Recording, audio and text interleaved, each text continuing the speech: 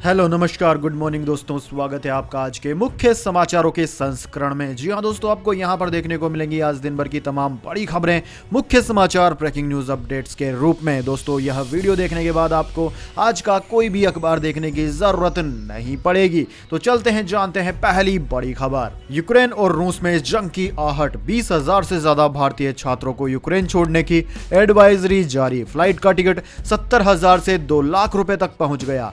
जी हां दोस्तों, भारत ने अपने नागरिकों को अस्थायी रूप से यूक्रेन छोड़ने की सलाह दी है। कीव में मौजूद भारतीय दूतावास ने खास तौर पर यूक्रेन में मौजूद भारतीय छात्रों को स्वदेश लौटने के लिए कहा है। यह सलाह यूक्रेन और रूस के बीच जारी तनाव के युद्ध में बदलने की आशंका के कारण दी गई है। दोस्तों इस तनाव के कारण America, Britain, Norway, Japan, Latvia और डेनमार्क पहले ही अपने नागरिकों को यूक्रेन छोड़ने के लिए कह चुका है। दोस्तों आपकी जानकारी के लिए बता दें, यूक्रेन में 20,000 से ज्यादा स्टूडेंट स्टडी कर रहे हैं। इधर देश लौटने के लिए यूक्रेन में मौजूद भारतीय छात्रों का कहना है कि वो डरे हुए हैं और देश लौटना चाहते हैं। सरकार की ओर से जानकारी नहीं मिल पा रही है। फ्लाइट का किराया भी 3 से ज्यादा गुना हो गया है।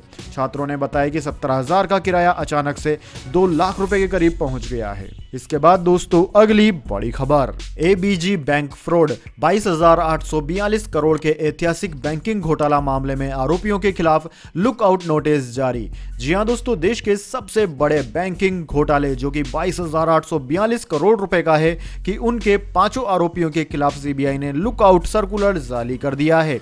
यानी कि दोस्तों ये आरोपी अब देश छोड़कर नहीं जा सकते। सीबीआई ने आधिकारिक तौर पर कहा है कि यह घोटाला साल 2005 से 2012 के बीच का है। साथ ही सीबीआई ने आधिकारिक तौर पर अप्रत्यक्ष हमला करते हुए कहा कि कुछ राज्यों द्वारा सीबीआई जांच से जर्नल असेट वापस लेने से भी सीबीआई को अनेक महत्वपूर्ण मामले दर्ज करने में परेशानी हो रही है और ऐसा करना उसके लिए एक बड़ी चुनौती है। दोस्तों आपकी जानकारी के लिए बता दें, महाराष्ट्र समेत कुछ राज्यों ने सीबीआई जांच से जर्नल कंसेंट वापस ले लिया है। देश के सबसे बड़े बैंकिंग घोटाले में आज सीबीआई ने अनेक मुद्दों पर अपना आधिकारिक पक्ष सामने रखा था।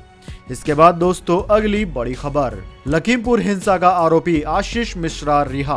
मंत्री टेनी का बेटा 129 दिन बाद जेल से निकला, मीडिया से बचकर बंद गाड़ी में घर पहुंचा। जी हां दोस्तों, लखीमपुर खीरी में किसानों को कुचलने का आरोपी गृह राज्य मंत्री अजय मिश्रा टेनी का बेटा आशीष मिश्रा मोनू रिहा हो गया। वह 129 दिन बाद मंगलवार को जेल से बाहर आया। दोस्तों जेल के मेन गेट पर मीडिया का जमावड़ा था, इसलिए मोनू को पिछले गेट से बाहर निकाला गया। आशीष के शहर से बाहर जाने पर भी पाबंदी है। दोस्तों आशीष सिंगल गाड़ी से घर पहुंचा, गाड़ी एसयूवी थी। मीडिया के लोगों ने घर तक पीछा किया, लेकिन आशीष चेहरा छिपाते हुए अंदर चला गया। दोस्तों सोमवार को जिला जज ने प्रार्थना पत्र पर सुनवाई करते हुए 3 लाख से 2 जमादार और इतनी ही धनराशि के 2 निजी मुजल्के दाखिल करने पर आदेश दिया था, जिस पर आशीष मिश्रा के अधिवक्ता अवधेश सिंह ने न्यायालय की प्रक्रिया पूरी करते हुए जमानत दाखिल की। दोस्तों अगर आप इस मामले की पूरी जानकारी नहीं रखते हैं तो हम आपको बता देते हैं। लखीमपुर जिला मुख्यालय से करीब 70 किलोमीटर दूर नेपाल की सीमा से सटे तिकुनिया गांव में 3 अक्टूबर 2021 की दोपहर करीब 3 बजे किसान भारी मात्रा में प्रदर्शन कर रहे थे। तभी अचानक से 3 गाड़ियां थार, जीप, फॉर्च्यूनर और स्कॉर्पियो किसानों को रोदते हुए चली गई। घटना से आक्रोशित किसानों ने जमकर हंगामा किया। इस हिंसा में कुल 8 लोगों की मौत हो गई थी। इसमें 4 किसान, 1 स्थानीय पत्रकार, 2 भाजपा कार्यकर्ता शामिल थे। दोस्तों यह घटना तिकुनिया में आयोजित दंगल कार्यक्रम में यूपी के उप मुख्यमंत्री केशव प्रसाद मौर्य के पहुंचने से पहले हुई। घटना के बाद उप मुख्यमंत्री ने अपना दौरा रद्द कर दिया। आरोप है कि केंद्रीय गृह राज्य मंत्री अजय मिश्रा के बेटे आशीष मिश्रा की कार ने विरोध प्रदर्शन कर रहे किसानों को कुचला था और वह भी कार में मौजूद थे। इसके बाद दोस्तों अगली बड़ी खबर, हिजाब विवाद पर ओआईसी के बयान पर भारत ने दी तीखी प्रतिक्रिया, विदेश मंत्रालय ने जमकर सुनाया। जी हां दोस्तों, हिजाब विवाद और हरिद्वार धर्म संसद के बहाने भारत पर आए इस्लामिक देशों के संगठन ओआईसी के बयानों का विदेश मंत्रालय ने तीखा जवाब दिया है। दरअसल दोस्तों विदेश मंत्रालय ने ओआईसी सचिवालय की तरफ से दिए गए बयान को भारत के अंदरूनी मामलों में दखलंदाजी का एक और उदाहरण बताया। विदेश मंत्रालय ने कहा कि हिजाब का मुद्दा भारत के संवैधानिक प्रक्रिया के अनुसार सुलझा लिया गया है। विदेश मंत्रालय ने कहा कि ओआईसी सचिवालय की तरफ से आने वाले बयान यह बताते हैं कि किस तरह इस संगठन को कुछ स्वार्थी हितों और दुष्प्रचार करने वालों ने अगवा कर लिया है। हमने भारत से संबंधित मामलों पर OIC के महासचिव से एक और भ्रामक बयान देखा। भारत में मुद्दों पर विचार किया जाता है और हमारे संविधान ढांचे के साथ साथ लोकतांत्रिक व्यवस्था के अनुसार हल कर दिया जाता है। भारत ने कहा कि OIC सचिवालय की सांप्रदायिक मानसिकता इन वास्तविकताओं की उचित सराहना की अनुमति नहीं देती है। OIC ने अपनी प्रतिष्ठा को नुकसान पहुंचाया है। इसके बाद दोस्तों अगली बड़ी खबर, दिल्ली कोरोना अपडेट। दिल्ली में 24 घंटे में कोरोना के 756 नए मामले, 5 की मौत और 830 मरीज हुए ठीक।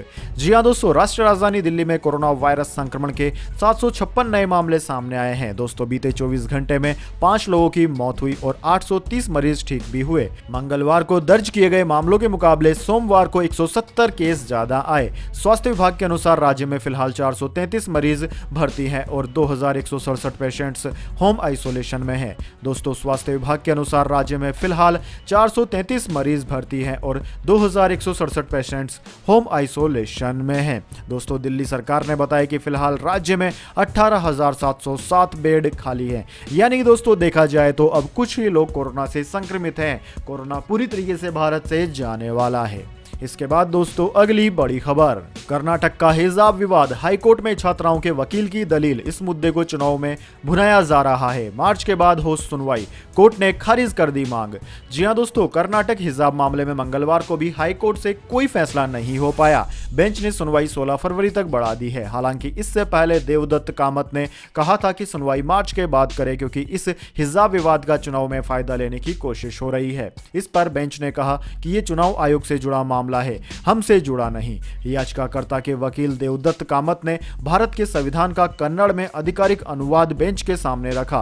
कामत ने कहा कि संविधान का कन्नड़ अनुवाद हर प्रावधान में सार्वजनिक व्यवस्था के लिए उसी शब्द का उपयोग करता है जैसा कि सरकारी आदेश में किया जाता है। इस पर बेंच ने कहा कि हम सरकारी आदेश की व्याख्या कर रहे हैं, उसके लिए इस्तेमाल किए गए शब्दों की नहीं। इसके बाद दोस्तों अगली बड़ी खबर, YouTube ने संसद टीवी बंद किया। हैकर्स ने नाम बदलकर एथीरियम किया। रात 1 बजे अनथॉराइज्ड लाइव स्ट्रीम करके गाइडलाइन तोड़ी। जी हां दोस्तों, गूगल के सोशल वीडियो प्लेटफॉर्म YouTube ने संसद टीवी के ऑफिशियल अकाउंट को बंद कर दिया। जब YouTube पर संसद टीवी के चैनल को ओपन किया जाता है तब इस पर YouTube की कम्युनिटी गाइडलाइन के उल्लंघन के लिए इस अकाउंट को बंद कर दिया जाता है, ऐसा मैसेज आ रहा है। अब संसद टेलीविजन के ज्वाइंट सेक्रेटरी पुनीत कुमार ने एक स्टेटमेंट जारी करके बताया कि हैकर्स ने चैनल को हैक करके YouTube की गाइडलाइन तोड़ दी थी। संसद टेलीविजन के ज्वाइंट सेक्रेटरी पुनीत कुमार ने बताया कि संसद टीवी के चैनल पर 15 फरवरी 2022 की देर रात 1 बजे एक अनऑथराइज्ड एक्टिविटी यानी कि लाइव स्ट्रीम की गई। हैकर्स ने चैनल का नाम बदलकर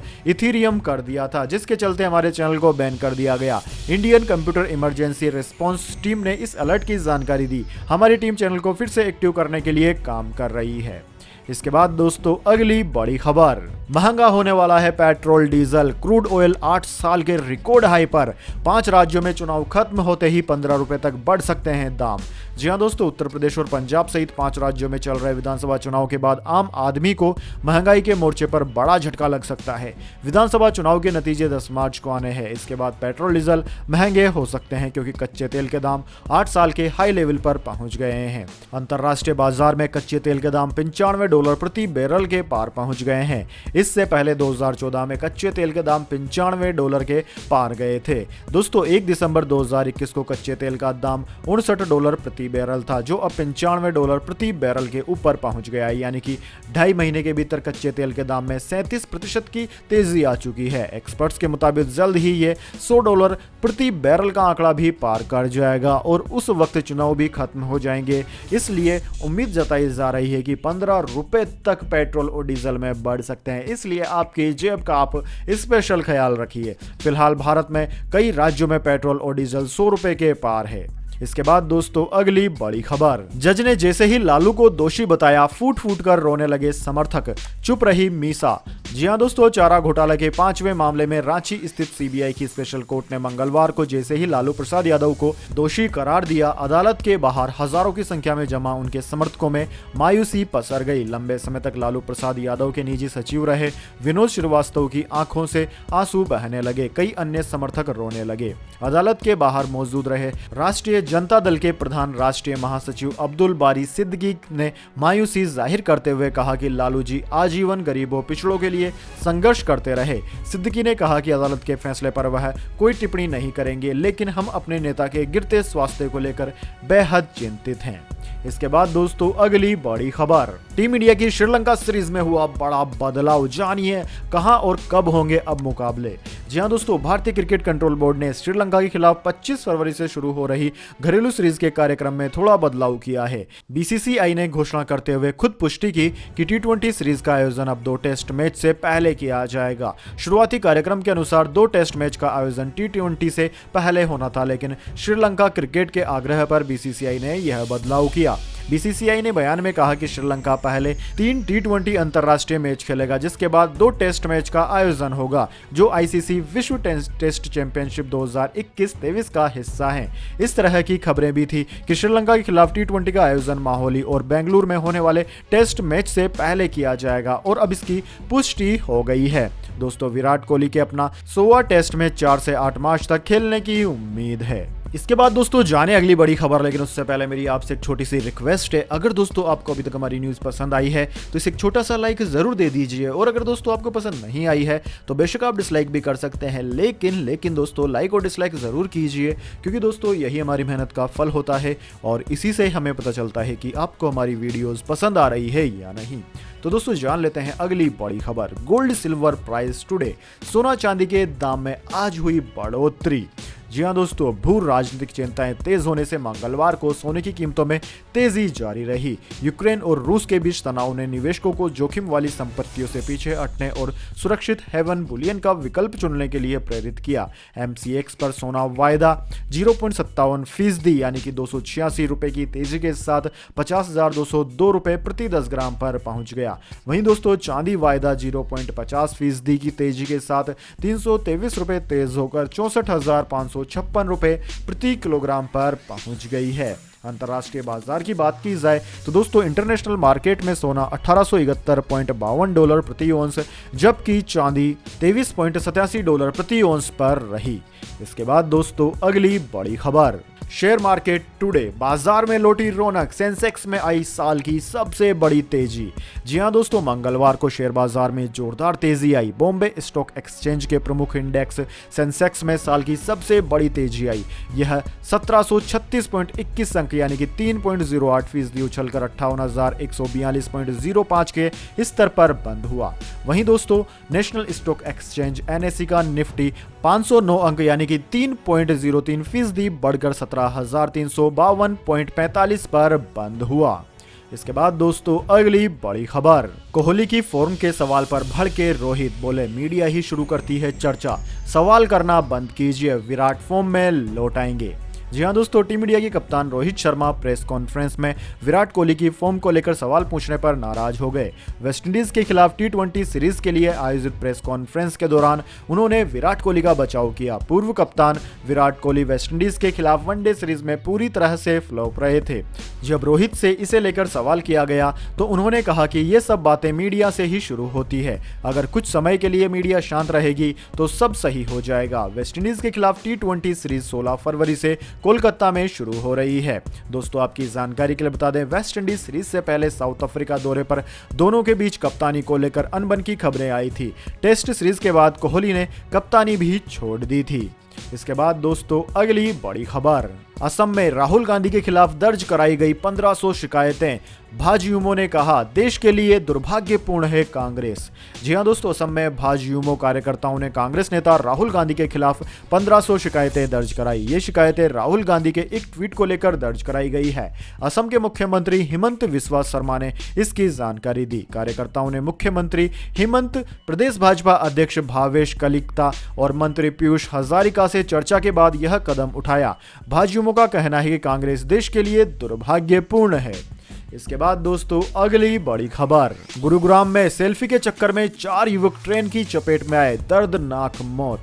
जी हां दोस्तों, हरियाणा के गुरुग्राम शहर में मंगलवार शाम को एक दर्दनाक हादसा सामने आया जिसमें सेल्फी ले रहे 4 युवकों की मौत हो गई। खबर के मुताबिक सेल्फी लेने के चक्कर में ट्रेन की चपेट में आए 4 युवकों की मौके पर ही मौत हो गई। ये युवक जनशताब्दी एक्सप्रेस की चपेट में आ गए। मौके पर पहुंची जीआरपी पुलिस युवकों की पहचान करने में जुटी है। यह घटना बसई धनकोट रेलवे स्टेशन के पास की है। Janshatabdi express Gurugram railway station से 4:48 पर चली थी। इसके बाद दोस्तों अगली बड़ी खबर, सीएसके यानी कि चेन्नई सुपर किंग्स ने बताया रैना को क्यों टीम में नहीं लिया। सीईओ विश्वनाथ बोले, सुरेश अब टीम में फिट नहीं बैठते, फ्रेंचाइजी को उनकी कमी खलेगी। जी हां दोस्तों, 12 और 13 फरवरी को आईपीएल 2022 के लिए खिलाड़ियों की नीलामी हुई। ऑक्शन के दौरान अनसोल्ड खिलाड़ियों के नाम में जब सुरेश रैना का नाम आया तो देश के हर क्रिकेट फैन के लिए यह चौंकाने वाला था। रैना को उनकी पुरानी टीम चेन्नई सुपर किंग्स ने भी अपनी टीम का हिस्सा नहीं बनाया। अब टीम के सीईओ काशी विश्वनाथ ने बताया कि रैना को चेन्नई की टीम के साथ क्यों नहीं जोड़ा गया। काशी विश्वनाथ ने चेन्नई के यूट्यूब चैनल पर कहा कि रैना पिछले 12 सालों से चेन्नई के लिए लगातार अच्छा प्रदर्शन करने वाले खिलाड़ियों में से एक रहे हैं। इसमें कोई शक नहीं है कि रैना का नहीं होना हमारे लिए बहुत मुश्किल था। हमने अपनी टीम की संरचना पर ध्यान दिया जो हर टीम ऑक्शन के दौरान कर रही थी और हमें लगा कि वह चेन्नई टीम में फिट नहीं हो सकते। वहीं दोस्तों टीम इंडिया के पूर्व ऑलराउंडर खिलाड़ी इरफान पठान ने सुरेश रैना के लिए ट्वीट कर लिखा कि मुझे अभी भी लगता है कि रैना को टीमों द्वारा खरीदा जा सकता था। हमने कुछ विदेशी खिलाड़ी देखे हैं जो 40 की उम्र तक आईपीएल खेल चुके हैं। रैना अभी 35 के हैं। एक खराब सीजन के कारण आप किसी खिलाड़ी के साथ ऐसा नहीं कर सकते।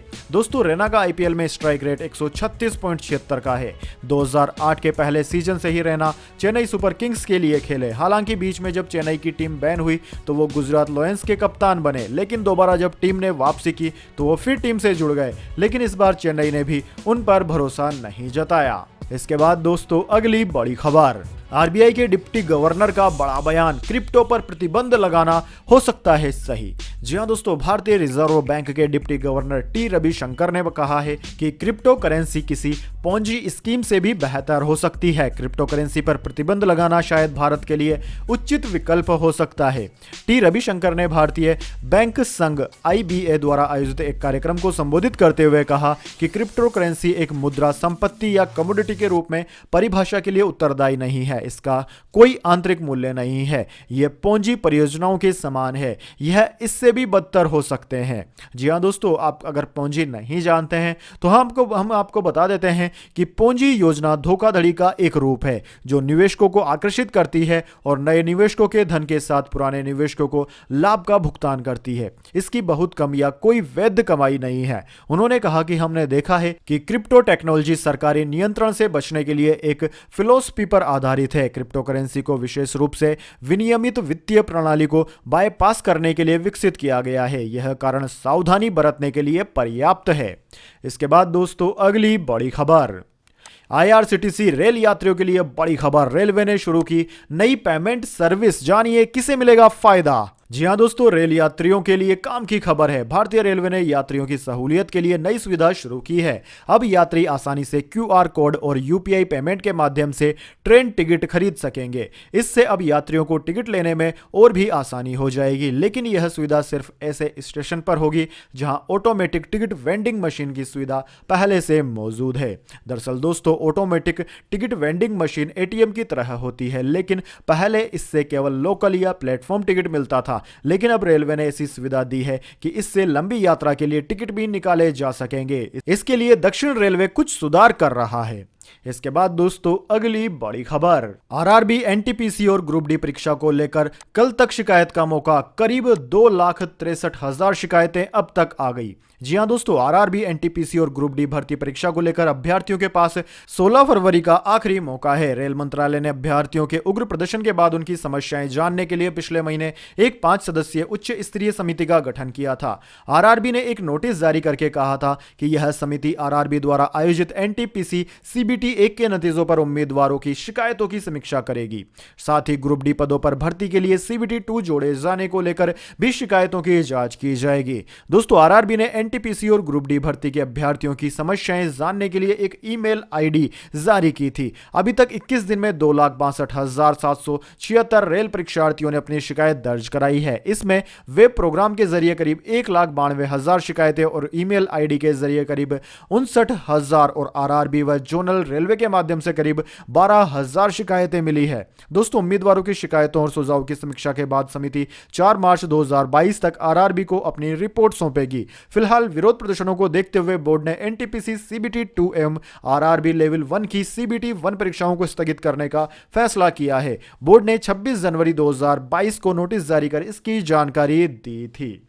तो दोस्तों, यह थी आज की तमाम बड़ी खबरें। इसके बाद दोस्तों अब बारी आती है आज के माइंड क्विज क्वेश्चन की। जी हाँ दोस्तों, एक आसान से सवाल का जवाब देकर आप जीत सकते हैं एक अमेजिंग सरप्राइज गिफ्ट हमारे यूट्यूब चैनल की ओर से। तो दोस्तों, आज का सवाल आपकी स्क्रीन पर आ चुका है। भारत में सबसे तेज गति से चलने वाली ट्रेन का नाम क्या है? जी हाँ दोस्तों, अगर आप जानते हैं भारत में सबसे तेज गति से चलने वाली रेल का नाम, तो जल्दी से कमेंट बॉक्स में लिख दीजिए। अगर दोस्तों आपका जवाब होता है एकदम सही और आप चुन ले जाते हैं लक्की विजेता के रूप में, तो आपको मिल सकता है एक अमेजिंग सरप्राइज गिफ्ट हमारे यूट्यूब चैनल की ओर से।